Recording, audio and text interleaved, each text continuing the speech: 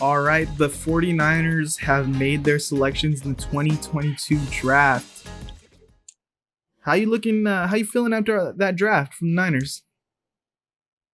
There were some good picks. There were some question marks. I think people were expecting Lynch to end up maneuvering around, but I actually felt like he got pretty good value out of it.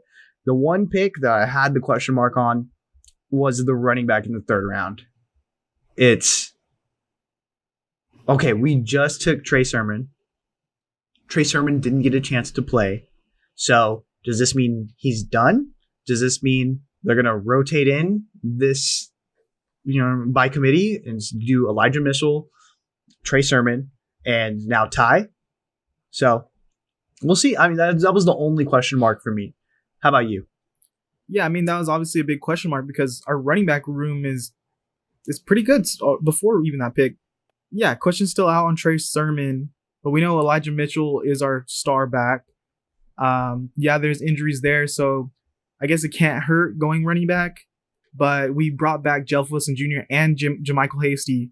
So it's just looking like a full room, and maybe the Niners are thinking, hey, we like this guy. We think he fits our system. Let's go into camp and see who wins the job. I mean, maybe Hasty gets cut. Maybe they trade Jeff Wilson Jr. eventually.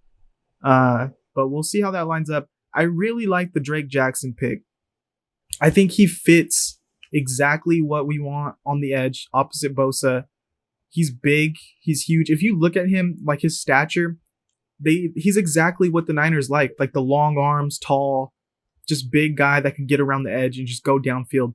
So I thought that was just a perfect signing. I mean, we'll see. I think he was a little bit a linebacker before, but I think they're just going to want him down in the trenches, just like going for it. And he has an opportunity to have a big rookie season because they're going to rotate that position so much with Kerry Hyder, with Omenihu. We have so many people opposite Nick Bosa that could just come in fresh and get at the quarterback and then step off and just do that constantly throughout the game. So I'm liking how our defensive line is lining up. Hey, what's up? This is D. Sorry to interrupt. I know we're digging into some really juicy content here, but just wanted to say, go ahead and hit that like button. Go ahead and subscribe to the channel. It all really helps us out to push content to other 49er fans. So when you have a chance, go ahead and do that. Now back to the show. Yeah, I love that pick. I think that you have a bunch of pass rushers that are just straight up NFL pros. And with this guy, with the athleticism, with I think just the ability to have that bend around the corner opposite Nick Bosa is going to be immense. I think other teams are going to have a lot of problems with that. So I'm feeling pretty good about it. But my favorite pick was actually Danny Gray. 4.33 speed. He's a burner. In this Shanahan offense, I'm excited. We got Debo, who's the tough guy. We got Ayuk, who's dynamic. And then we have an absolute burner with Danny Gray. I'm feeling good about it. I mean, don't forget about Juwan Jennings, real big possession receiver to go with those guys. Yep, that red zone threat. I mean, I also love the Danny Gray pick. I think we needed just another guy in the room because it's kind of slim pickings once you get past Debo. There's not great depth on the receiver roster before that pick. And I seen even on the draft when they listed like the 49ers receivers, they had Ray McCloud up there as like the third option. And I'm like, all right, guys, we need to get someone in this draft because Ray, I mean, yeah, he return specialist, but I don't know how much he's going to see the offensive side of the ball. So I like Danny Gray in that spot and see how he fits in with the speed, and we keep Ray on special teams. Yeah, that's exactly what I was thinking. Even if they had Ray, like, because I know Kyle likes the vets. He likes dudes that he knows that he can plug in and not have to worry about it. But I could see Danny Gray quickly passing him up on the depth chart. Yeah, another thing that people were noticing is the Niners didn't draft safety high in this draft, and leaving the door open for potentially bringing in Tyrann Mathieu. You know, I mean, he's a guy getting targeted hard right now by the Saints.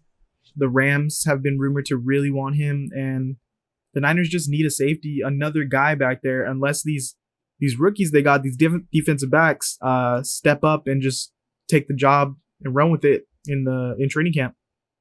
yeah, I mean, so let's hop into the undrafted free agents. This is actually where I think they shined the brightest. I think the 49ers really, really found value here. So the number one for me was actually safety Leon O'Neal Jr. He is a banger. So I feel pretty good about him not only making the roster, but making a really, really strong push to actually start. I think Talanoa Hufanga is really good at being that rover piece. He's really good within the run game, but I just don't know if he has the coverage skills. So I think that O'Neal has a really, really high chance of not only making the team, but actually making a real push to start if we don't sign another, say, Tyrann Mathieu or bring back Kwaski Tart. Well, I mean, we know we're not going to bring back Tony Jefferson after his tweets. Stop, Tony. Stop. You're done. You're done. I thought we did really good picking up undrafted free agents. I thought all the guys are 49ers guys. They fit well. I really like that linebacker we picked up. Do you have his name? Sigan Olubi from San Diego State. No, there was another guy. Jeremiah Gamble out of North Carolina. Yes, I think that guy is pretty good. Even the San Diego State's guys, I think they're looking pretty good. I think we got some high quality undrafted players. We know that the 49ers on the defensive side of the ball can develop and they can turn these guys into rotational pieces. And with Azeez Al-Shaair coming up on his contract, I think they're looking for who's the next guy.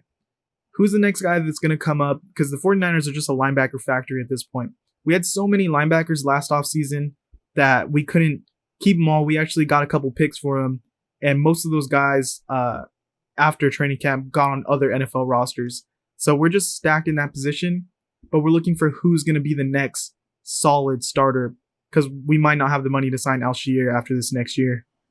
Well, even think about it. We have Greenlaw there too. Greenlaw's coming up. So Al-Shaair, Greenlaw, I think, one of those two we're going to have to just choose. If I'm going to pick, I'd pick Al-Shaair. Yeah, I like Al-Shaair. I think he's just a hustle guy. He's always in on the play. He's like always getting better. Undrafted free agent. Greenlaw, to me, is just more talented. When he's healthy, he's so fast and he's like great in pass coverage and he makes plays. He makes big plays. So that's just kind of, I see Al-Shaair as like a guy that's going to be there and be making constant plays. But Greenlaw can really flip the game when he's on. I mean, look at, he had an interception against Seattle last year. He had that big play against the tight end at the goal line 2 years ago. I mean, he's just a baller. But the thing is, who can we get for cheaper? Because maybe we could get Greenlaw for cheaper with his injury history. Maybe Al-Shaair because he's not such a big name. But I think I see a lower. I think I see a worse team spending more money on Al-Shaair to get him over to them. Like maybe a Jacksonville or like the Jets make an offer and bring him over. I kind of see us losing him because a lesser team will want to pay him more. I can see that. Yeah, another undrafted free agent I really like is Donovan West out of Arizona State. We'll see if Alex Mack ends up coming back. As of right now, still no answer. But if not, this is going to be the guy who's going to step in. It's going to be either him or Brunskill. It's going to be stepping into that part. Yeah, I mean, for us to get this level of players and not reach in the draft, like I think we did great. Like we're filling out our roster with guys that can compete and potentially become starters one day. And that's all you can ask for. I would have liked to see us get like a center in the second round. Maybe instead of the running back, get a DB up there. But you can't be mad at what we've done to fill out the roster, and we'll go into camp and we'll see who wins. If we need to make a move after that, I think we have to be willing to part with our picks. We have enough on the defense side of the ball where we can flip some of these D linemen potentially, maybe a linebacker. So even a running back, if we wanted to get rid of Trey Sermon or Jeff Wilson Jr. in the future, we could try to flip one of those. And don't forget, we still got Jimmy coming up, and maybe instead of draft picks, we go for a solid player in return. So there's still options. Yeah, definitely. And I think too, it can't be understated that these players actually want to come to San Francisco.